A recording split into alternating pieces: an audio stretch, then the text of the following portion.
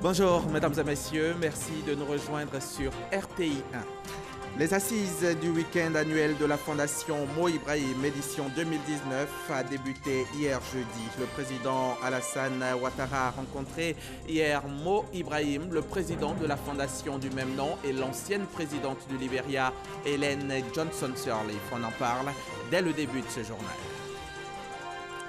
L'Ibrahim Governance Weekend va donc avoir lieu cette année à Abidjan, réunissant dirigeants politiques, chefs d'entreprise et partenaires internationaux de l'Afrique.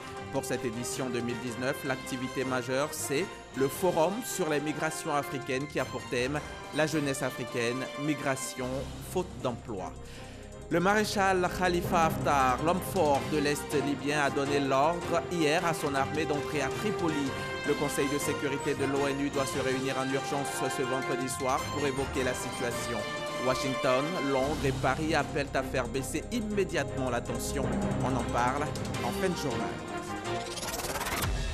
Voilà pour le menu de ce 13h, il est riche et varié. Allons-y tout de suite au palais de la présidence de la République où le président Alassane Ouattara s'est entretenu il y a 48 heures avec l'ambassadeur de Chine en Côte d'Ivoire. Avant son départ définitif de la Côte d'Ivoire, Tang Weibin est allé faire le point de la coopération entre son pays et la Côte d'Ivoire. Le témoignage d'Awa Touré. En fin de mission en Côte d'Ivoire, l'ambassadeur de Chine est venu faire ses adieux au président de la République Alassane Ouattara. L'occasion aussi pour le diplomate chinois de réaffirmer la détermination de son pays à œuvrer au renforcement de la coopération avec la Côte d'Ivoire. Ensemble, nous avons vraiment fait le bilan du travail que j'ai fait ici pendant 4 ans. Et sur le plan diplomatique, nous avons eu de bonnes coopérations, surtout dans les instances internationales comme l'Organisation des Nations Unies. Nous nous sommes prêtés compréhension et soutien mutuel.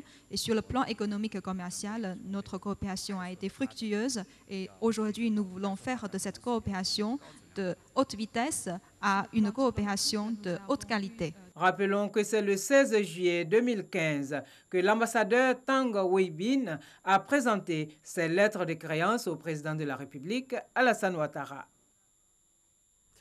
On ouvre maintenant le chapitre Mo Ibrahim.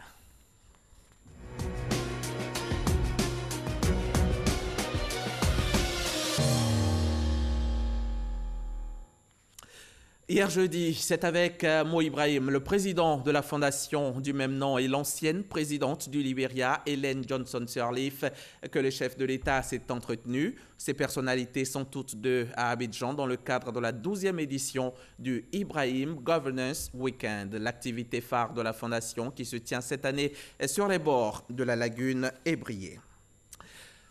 Après Kigali au Rwanda l'année dernière, cet événement va se dérouler à Abidjan. Cette édition 2019 va réunir dirigeants politiques, chefs d'entreprise et partenaires internationaux de l'Afrique. Ensemble, ils vont tenter d'identifier les enjeux politiques clés du continent et les priorités à mettre en œuvre. L'activité majeure cette année sera le Forum sur les migrations africaines. On en sait plus avec Gabriel Zani.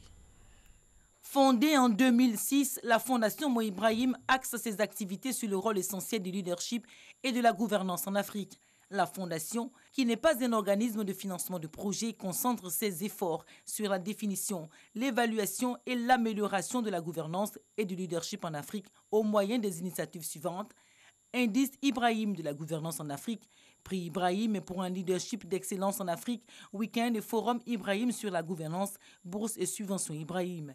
Le Ibrahim Governance Weekend est l'événement phare de la Fondation Mo Ibrahim, organisé chaque année dans une capitale africaine. L'édition de 2019, qui se tient à Abidjan, portera sur les migrations africaines au sein et à l'extérieur du continent. 3 jours durant, l'élite du continent se réunit pour identifier les enjeux politiques clés et les priorités à mettre en œuvre pour sa transformation et sa prospérité. Le Ibrahim Governance Weekend d'Abidjan démarrera avec la Leadership Ceremony qui célèbre des exemples d'excellent leadership en Afrique. Cette année, elle sera consacrée à Kofi Annan. Nathalie Delapalme est la directrice exécutive de la Fondation Mo Ibrahim. Abdoulaye Koné l'a rencontrée et lui a posé quelques questions. Nathalie Delapalme a déroulé le programme de ce week-end d'échange et de partage. Ensuite, Abdoulaye Koné, à vous l'antenne.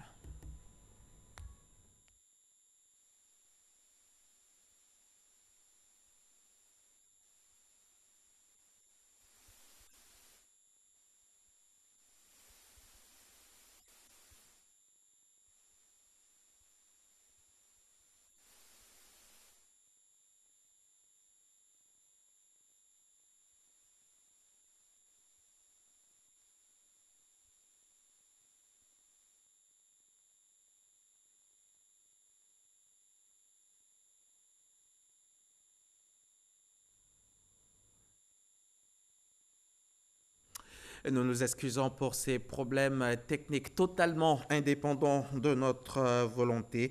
Nous allons donc retrouver Abdoulaye Koné qui assiste en ce moment à l'édition, la 12e édition du Ibrahim Governance Weekend. Si vous nous recevez maintenant, Abdoulaye Koné, je rappelle, après Kigali au Rwanda l'année dernière, cet événement se déroule cette année ici à Abidjan. L'édition 2019 va donc réunit déjà les dirigeants politiques, les chefs d'entreprise et tous les partenaires internationaux du continent africain qui vont ensemble tenter d'identifier les enjeux politiques clés du continent et les priorités à mettre en œuvre.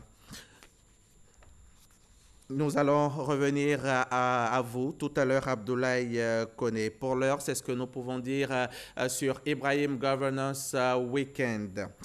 Le dialogue sur la réforme de la CEI se poursuit. Hier, jeudi, Amadou Gon Coulibaly a échangé avec les responsables des partis politiques et de gouvernements et de groupements politiques. Le Premier ministre les a invités à une discussion sans passion, mais avec rigueur et objectivité. C'était au micro de notre reporter Herman Guivet.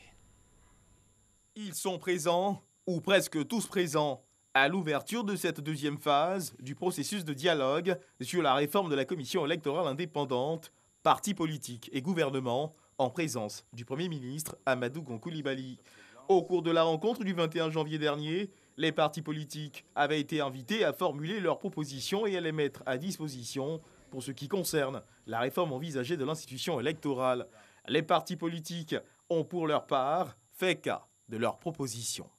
Il m'a semblé opportun de faire donc avec vous le point des contributions déposées afin de nous assurer qu'elles ont été effectivement réceptionnées et déterminer ensemble le mode opératoire de leur examen.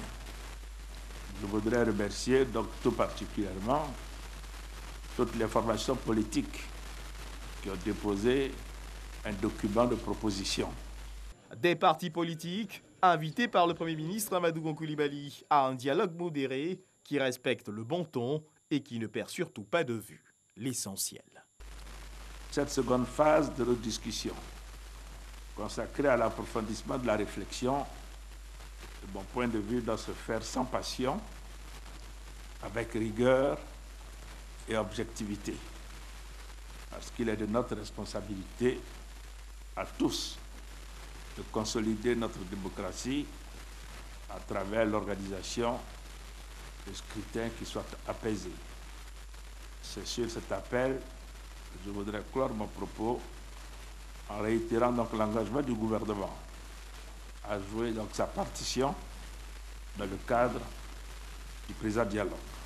Les partis politiques ont souhaité que ce cadre de concertation soit plus élargi. Les deux partis ont convenu de la mise en place d'un cadre de rencontre pour échange dont le contenu sera défini par le Premier ministre. Les échanges porteront essentiellement sur le rééquilibrage de la commission électorale indépendante. Je rappelle que c'est depuis janvier dernier que ce sujet de réforme de la CEI est sur la table des discussions. Les acteurs sont unanimes sur une chose, c'est la nécessité d'une recomposition du bureau central. Cependant, d'autres points appelant à la restructuration en profondeur de l'institution sont évoqués à l'issue des discussions engagées, le souhait de tous, y compris du chef de l'État. C'est une commission électorale indépendante qui bénéficiera de la confiance de toutes les parties. Alexis Ouedraogo.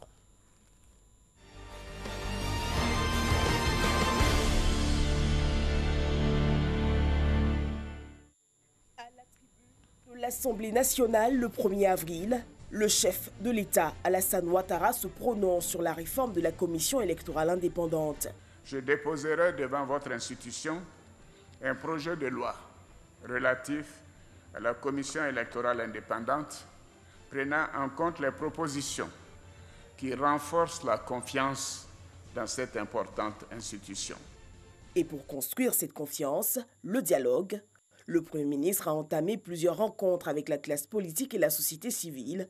La dernière en date remonte au 28 mars à la primature. Nous proposons que les partis politiques ne soient pas représentés.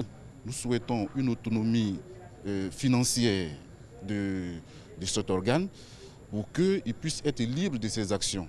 L'occasion pour Amadou Gon Coulibaly de faire le point des discussions. Sur, je dirais, la composition de la commission centrale, donc je vois deux questions à continuer de discuter. Un, la présence ou non des partis politiques. Deux, la présence ou non des institutions, donc de la République ou du gouvernement. Nous avons chacun le diagnostic des difficultés opérationnelles au niveau de la CEI, avoir quelquefois un outil qui ne peut pas s'appuyer sur l'État avec tous ses démembrements et tous ses moyens pour un certain nombre de tâches. Donc c'est un débat. Mais pour en arriver à cette étape du processus, il aura fallu 3 mois d'échange. C'est le 21 janvier 2019 que le dialogue avec les partis politiques sur la réforme de la commission électorale indépendante s'ouvre à Abidjan. Nous félicitons le gouvernement de nous avoir invités, d'avoir ouvert les débats. Nous nous réjouissons et nous nous félicitons d'abord de cette initiative qui semble indiquer que le gouvernement a véritablement la volonté, l'ambition de créer les conditions pour qu'il y ait un débat franc, un débat sincère, un débat inclusif. Le 24 janvier, à la primature, le Premier ministre Amadou Gon Coulibaly rencontre les acteurs de la société civile. Tout comme les partis politiques, ils disposaient de 2 semaines pour élaborer leurs contributions et les mettre à disposition du ministère de l'Intérieur et de la Sécurité. 11 mars 2019, c'est au tour des partis politiques de l'opposition réunis au sein de la plateforme impulsée par le PDCI de rendre publiques leurs propositions pour la nouvelle commission. Les partis politiques d'opposition disent qu'un représentant d'un parti politique ne doit plus diriger la CEI. On n'a qu'à donner ça à la société civile. Les populations également ne restent pas en marge du débat. Je souhaite que le responsable soit quelqu'un de neutre en politique et que chaque parti politique ait son représentant autour de lui. Par rapport à ce qui s'est passé dans ce pays, je pense qu'il faut une CEI composée majoritairement de la société civile. Pour la mouvance présidentielle, le plus important est de rassurer les populations de la transparence autour des prochains scrutins. Il faut faire en sorte que nous arrivions rapidement à une solution, parce que tous ici nous avons plusieurs formes de CEI. Ce n'est pas là-bas, dans la composition même, ni dans son fonctionnement qu'il y a eu problème, c'est les hommes qui doivent commencer à comprendre qu'une élection, quand on la gagne, on l'a gagnée. Quand on l'a perdue, la vie continue. Dans l'intérêt, n'est-ce pas, général du pays, et non au service de ses propres intérêts. Si des avancées sont notables dans les échanges avec la société civile, sur le terrain politique aussi, après quelques semaines de tension, le ton s'assouplit. Nous attendons d'abord le débat sur la CEI pour savoir si le gouvernement et l'opposition ont la même appréciation des réformes à entreprendre. Parce que pour le moment, il faut dire qu'il y a des discours parallèles. Le gouvernement parle de recomposition, là où nous parlons de réforme totale du dispositif institutionnel de la CEI. Mais nous attendons d'engager les discussions. Le gouvernement, lui, en appelle au bon ton. Il est bon que les uns et les autres utilisent le bon ton et aient un peu de retenue afin que les échanges à venir soient constructifs et qu'on aboutisse rapidement à la mise en place d'une CEI qui est acceptée de tous. Les discussions reprendront à la mi-avril. Les points d'accord, de désaccord et l'arbitrage seront passés au peigne fin. Objectif, une commission électorale indépendante, consensuelle et des élections apaisées en 2020. C'était un reportage signé Alexis Ouedraogo. La croissance du continent africain est estimée à 4% en 2019 et devrait atteindre les 4,1% en 2020. Ces prévisions sont de la BAD, la Banque africaine de développement. Pour faciliter ce résultat, l'institution financière veut s'appuyer sur le secteur privé. C'est en cela qu'elle organise ici à Abidjan un séminaire à l'attention des chefs d'entreprise issus des 54 pays africains pour leur expliquer les conditions d'accès à son marché. L'idée, c'est donc de créer un réseau d'entreprises capables de nouer des partenariats entre elles en vue de participer à l'exécution des projets de la BAD et participer au développement économique du continent. Le pont Félix Houphouët-Boigny fera entièrement peau neuve. Les travaux ont démarré depuis quelques temps et ils s'achèveront dans quelques mois seulement, pour un coût global de 41 milliards de francs CFA. Hier, le ministre de l'Équipement et de l'Entretien routier était sur le chantier. Selon Amédée Kofi Kwaku, compte tenu de l'état d'avancement des travaux, l'ouvrage sera livré dans les délais prescrits. Bientôt, le pont Félix Houphouët-Boigny, doyen des ponts de la ville d'Abidjan, retrouvera son lustre d'antan. Les travaux de réhabilitation de ce pont, construit dans les années 50, avancent bien. Le ministre de l'Équipement et de l'Entretien routier est venu lui-même constater l'état d'avancement de ce chantier qui a été lancé en avril 2018.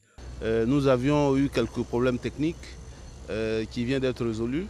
Donc nous sommes venus voir l'entreprise pour échanger avec elle, pour voir le nouveau planning d'avancement des travaux. Nous sommes venus, nous avons vu qu'effectivement l'entreprise, toutes les deux entreprises, aussi bien celle qui fait les fondations que celle qui va faire donc la partie extérieure du pont qu'on appelle la superstructure, les deux entreprises sont mobilisées.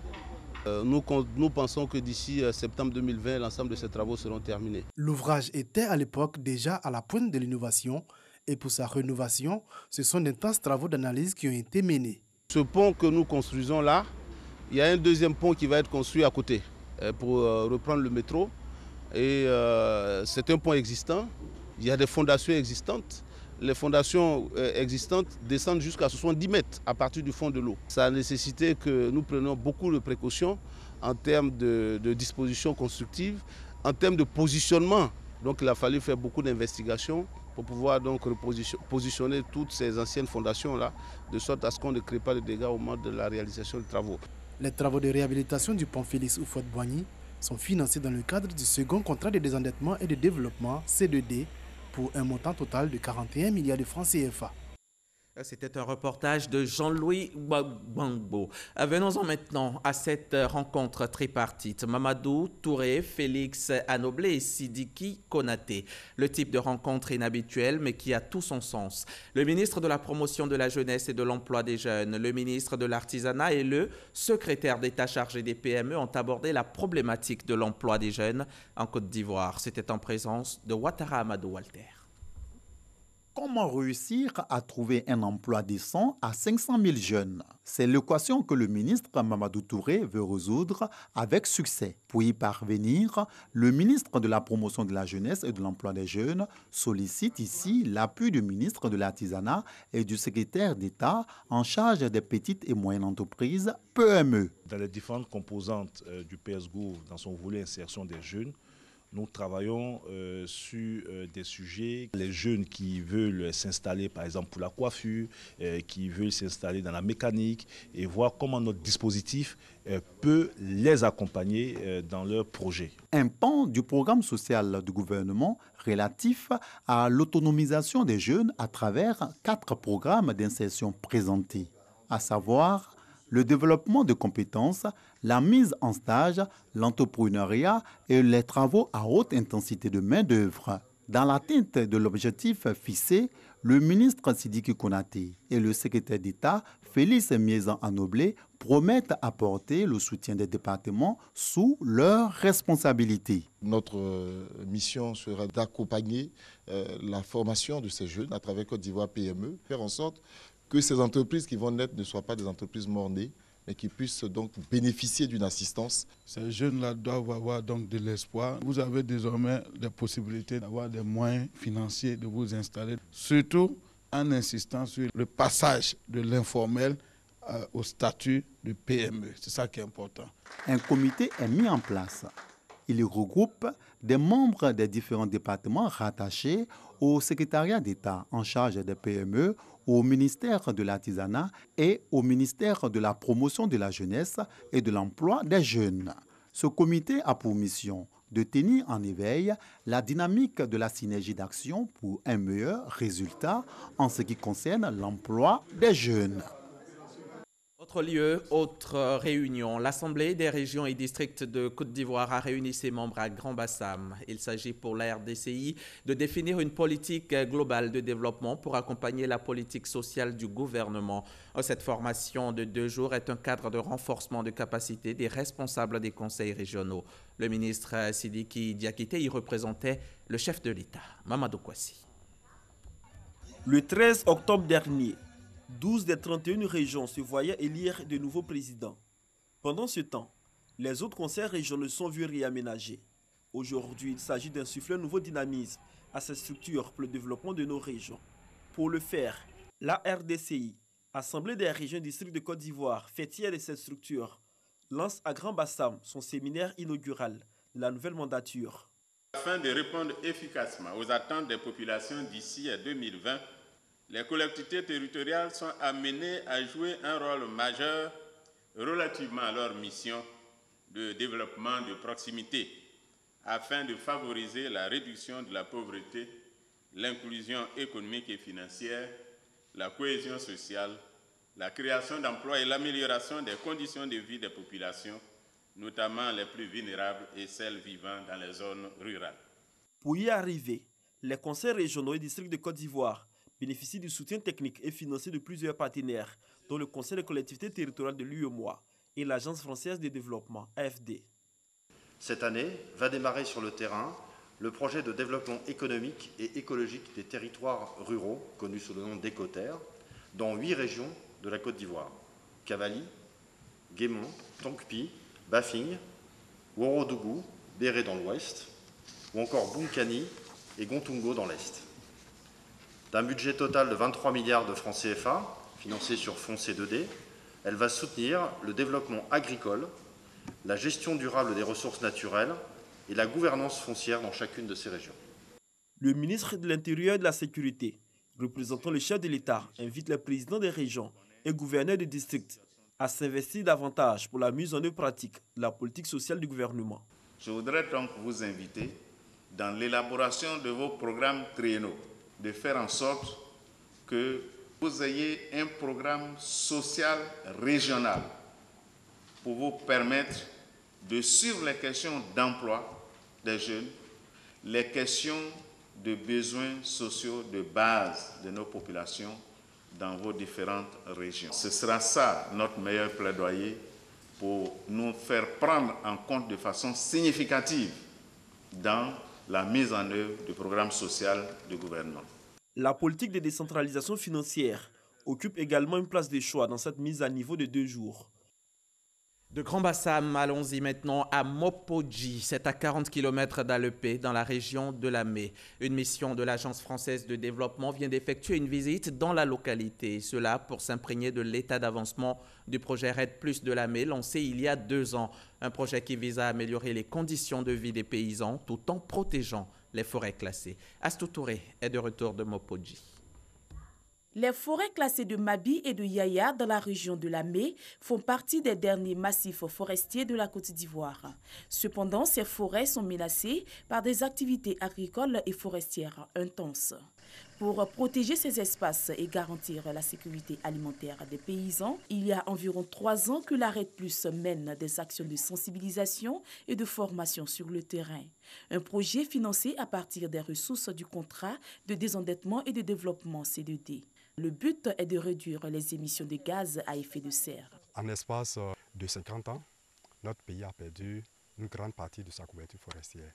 En réponse donc à cette problématique, notre pays s'est doté d'une stratégie nationale RED+, à l'effet de reconstituer cette couverture à hauteur de 20% du territoire national à l'horizon 2030. Romaric réside à Mopodji, à environ 40 km d'Alepé. Dans le cadre du projet, il a bénéficié d'une formation à la saignée améliorée. Bon, avant, ils enseignent comme ça, on ne trace pas, on ne fait rien. On tombe dessus puis on prend le couteau pour saigner comme ça. Mais depuis la RED Plus arrivée, actuellement, je sais saigner bien même maintenant. Parce qu'il y a eu mon diplôme. Partout où il passe, et puis depuis mon diplôme, ils vont me prendre. L'un des objectifs du projet vise à reconquérir les plantations abandonnées par les paysans et les rendre plus rentables. À la clé, la rédaction d'un plan local de développement. Dans l'approche territoriale, on a vu qu'il y avait eu des plans de développement villageois. Il faut voir comment capitaliser sur la démarche, la méthode, c'est quelque chose de nouveau, c'est pilote. Et puis sur la partie certification foncière. Et puis sur toutes les activités sectorielles, aussi bien sur l'agriculture, avec l'objectif d'une agriculture de zéro déforestation, des démarches pilotes d'agroforesterie. Grâce à ce projet, le village de Mopodji a bénéficié de la réhabilitation de salles de classe. Il n'y avait pas beaucoup de monde jeudi matin à Cotonou et dans d'autres villes du Bénin pour les manifestations de l'opposition. Des manifestations dispersées à Cotonou avant même leur départ par la police et l'armée. L'opposition qui déplore 4 blessés entendait protester contre le choix du pouvoir d'aller aux élections législatives le 28 avril prochain alors que tous ces candidats ont été exclus.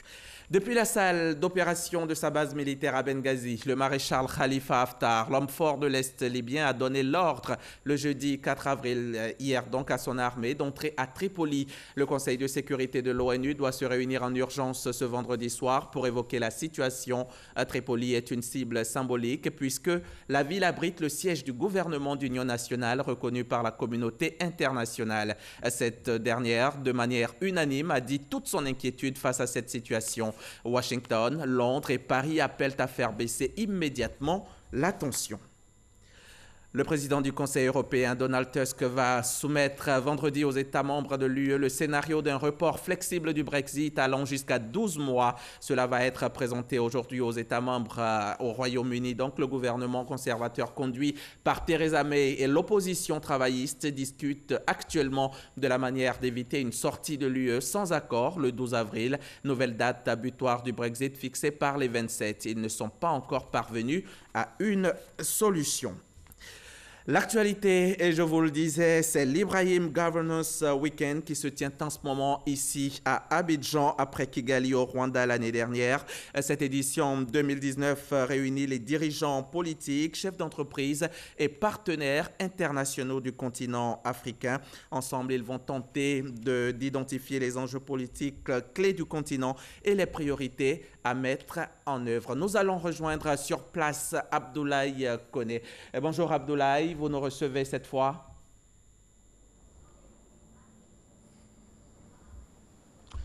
En effet, Hamza, nous sommes au Sofitel Hôtel Ivoire où la délégation de la Fondation Mo Ibrahim a pris ses quartiers pour le Ibrahim Governance Weekend. Ce séjour de la Fondation Mo Ibrahim sur les bords de la lagune Ébrié a pour thème central la jeunesse africaine, migration, faute d'emploi avec un gros point d'interrogation, ce qui signifie que les différents participants durant ce week-end seront soumis à des sessions d'échange, à une session de brainstorming, mais surtout de réflexion sur l'avenir de la jeunesse africaine. Et comme vous pouvez le constater, Hamza, le dispositif se met en place progressivement pour accueillir ce week-end de la gouvernance africaine sur les bords de la lagune Ébrié. Un week-end de la gouvernance africaine qui, il faut le rappeler, se tient sous le leadership affirmé du chef de l'État, le président Alassane Ouattara, à travers une Côte d'Ivoire qui a réalisé de grosses performances économiques, politique et sociale. Hamza, je vous le disais également au début, c'est que jeudi, le président de la Fondation Mo Ibrahim était sur le plateau du 20h en compagnie de Fatou Fofana. Mo Ibrahim s'est prononcé sur le thème principal de cette rencontre. Je vous propose de l'écouter. L'immigration provoque un certain nombre de problèmes et nous avons été frappés par le fait que, dans le fond, vu du côté européen, la vision des migrations mérite sans doute d'être corrigée. L'Europe s'est beaucoup émue à un moment donné des migrants qui ont traversé, et s'émeut encore beaucoup du volume de migrants qui traversent la Méditerranée. Mais en réalité, c'est d'abord un sujet pour le continent africain. Je pense qu'il est aussi important de mesurer à quel point les migrations sont une dynamique majeure de l'histoire de l'humanité et qu'elles ont un aspect tout à fait positif. Elles ont contribué à la richesse des nations et elles contribuent encore aujourd'hui à la richesse des pays. En réalité, c'est précisément ce dont nous allons parler samedi. Et c'est la discussion de samedi qu'il faut ouvrir, qu'il faut écouter avec attention et qui sera précédée de la discussion entre jeunes le vendredi. Comment est-ce qu'on va créer des emplois pour cette jeunesse qui attend? Il y a encore une fois beaucoup trop de jeunes qui sont sans emploi. Ce n'est pas acceptable sur le continent. Et il y a aussi un vrai sujet qui est un peu the elephant in the room. Est-ce qu'on peut continuer avec une croissance démographique sur ce rythme? Il faut absolument qu'on ait une conversation. Pour terminer, Hamza, je rappelle que ce week-end de la gouvernance africaine qui se tient sur les bords de la lagune Ébrié sera meublé de débats, de brainstorming, comme je le disais tout à l'heure. Alors, des débats sur la condition de la jeunesse africaine en proie au phénomène de l'immigration clandestine. Et ce week-end s'achève, démarre ce soir, ce vendredi 5 avril 2019. Donc, merci à vous, Abdoulaye Koné. C'est la fin de ce 13h. Merci de l'avoir suivi. Je serai encore ici demain à 13h.